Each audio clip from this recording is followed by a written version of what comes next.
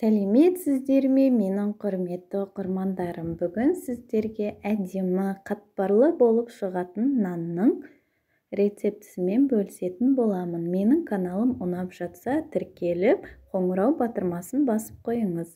Ең алдымен салқын суға тұзымызды салып, жақсылап араластырамыз. Сосын електен өткізілген ұнымызды салып, қамыр илейтін боламыз.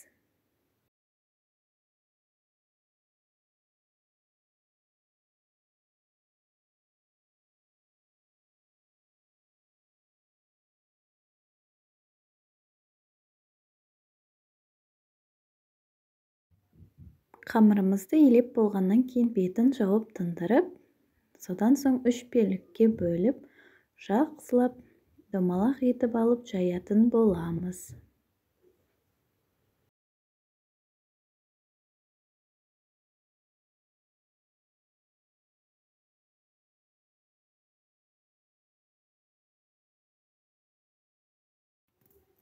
Қамырымызды жайып болғасын ерітілген майды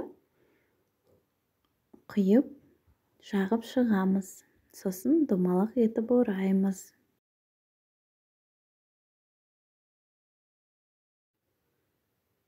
Домалақ етіп орап болғаннан кейін астына кішкене ұн сеуіп жайып, сосын листімізге қағаз төсеп салып, содан соң қызып тұрған пешімізге 250 градуста қызартып пісіріп аламыз. Мінеке, қараңыздар, қандай әдемі болып көтеріліп жатыр. Міне, қатпарлы нанымыз дайын.